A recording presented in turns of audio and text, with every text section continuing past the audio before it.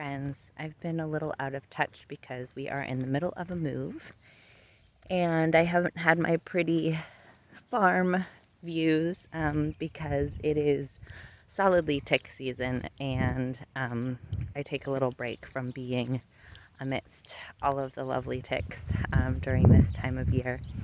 But I'm just checking in because I want to sort of for myself, but also to share with you all, document this learning curve that I'm experiencing right now that I feel like is making a really significant difference.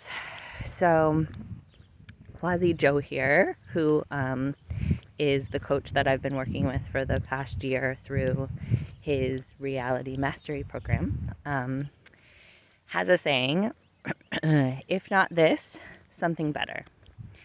And that holds sort of a whole lot of concepts and principles within it. But the basic idea is that you are continually bringing yourself back to a trust or a faith in the universe making sense. So in that framework, there's nothing that can actually go wrong or be bad.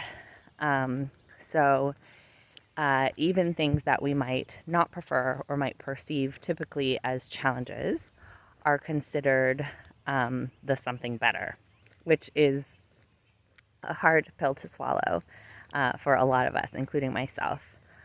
So lately I've been really trying to connect with when I see the obstacle or my perceived obstacle, I am saying, this is my something better. And the way that he explains it is that there is a path of least resistance for all things. And wrapped up within this is the idea of like karma and also like sort of divine knowing that knows more than us. So the path of least resistance says that if let's say I'm walking down this street and I roll my ankle and I'm like, are you fucking kidding me? Like, I'm in the middle of a move. I have all this stuff to do in the next couple of days. Then I'm going on like my first real vacation in my adult life. Like, how could it be that rolling an ankle is something better than not rolling an ankle? But it's not that it's something better than rolling an ankle. It's that it's something better than what else may have happened. So let's say I roll my ankle right here, and then that prevents me from making it to the other end of this street at the exact moment that I would have been hit by a car and died, right? Just a random example. There are moving pieces all of the time. And it may be that if I didn't roll my ankle here, like my neighbor's house would have burned, or like, we don't know, like so many moving pieces. Or it could be that if I didn't roll my ankle here, like someone across the world would have had their child die. Like, it's sort of the butterfly effect thing that like we don't understand how all of these things are interacting and how everything's being affected. And so when we look at something in isolation, we may be like, rolled ankle, like, no, there's no way to see that as something better. And so I think the hang up is can you hear that wind? It feels so good. When we are like, it's not better than the thing that I wanted to happen, then it doesn't work, right? So if I'm like, I would like to not roll my ankle, so I roll my ankle and I say that is not better than not rolling my ankle. If I can remind myself, no, it's better than what would have happened if that hadn't happened. So, for example, my whole house scenario, all of the pieces that have not gone the way that appears good, had a role to play. And I may never see what the role was that it had to play. So that's where the faith comes in. Because there may be things that I can point to and be like, oh, I learned this lesson from that, or like I got stronger because of that, or like whatever. But there's not going to be a way to totally make sense of things like the Holocaust, for example. Like, how is that a something better? I don't even want to try to understand that, because I feel like that would get me into some really murky, really, that would be like too much for my human self to handle. I can't see that as a something better. But what I can do is say it must have been something better than what would have happened. And I'm going to have faith and allow the river to flow in the direction that it flows, not because the river is good, or not because it makes sense, or because the river is like right or wrong or loving or compassionate or whatever. Like, the river flows the way it flows literally just because of like ocean gravity moon stuff that I don't understand. So if I allow the river to flow the way it flows, and I don't question it or need to understand what the mechanism is or why, or understand its decisions, then I could probably do well to allow that in terms of my personal experience.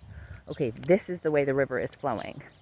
You know, latest rendition is the cabinets are not paid for and I owe $4,000, and the refrigerator doesn't work.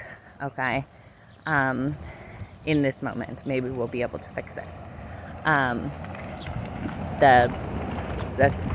car. The refrigerator that I bought brand new, right? So the refrigerator and the cabinets and all of these pieces are just the river flowing. And the like, even the if not this and something better still kind of makes my little human self be like, well, then it's going to have to be a good thing. Like, if it's not this, then it's going to be something even better. It's going to look good to me. I think that's also a hook, right? A trap. Because a lot of times it's not going to be something that looks good to me. So maybe I'll say, if not this, I'll let the river flow. And then I can allow for life, like what they say in 12 steps, to like live life on life's terms. I will allow life to flow, and I will trust that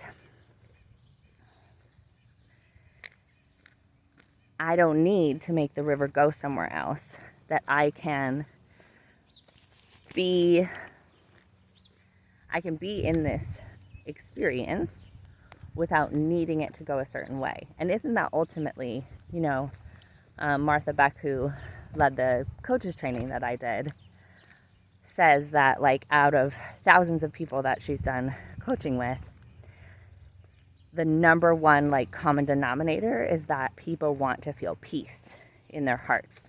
And they go about finding peace in many ways. They think, if I could have a partner, I would have peace. If I could have, it's going to be another truck coming by, so I'm just going to wait. If I could have a partner, I would have peace. If I could have own a home, I would have peace. If I could pay off all my debt, then I would have peace. If I could, sorry for all the cars.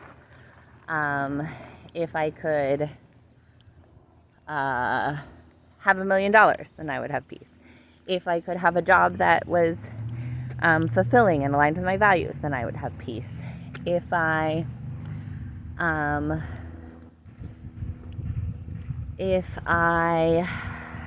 have a child, I would have peace. If my child is healthy and happy, then I would have peace.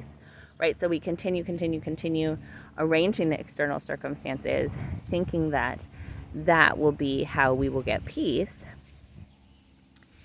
And maybe if we can just realign ourselves with this like moral neutrality of the river is flowing the way the river is flowing, and I don't have to understand it, and I'm gonna go with it.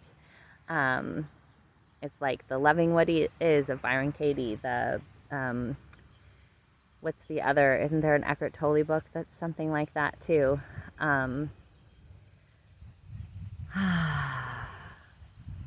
Then that peace won't be circumstantial, and there won't be any possibility of that peace being taken away from me, because it is in me no matter what.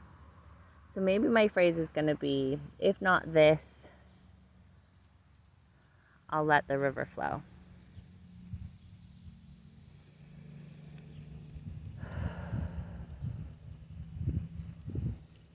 Yeah, that feels okay for me in this moment.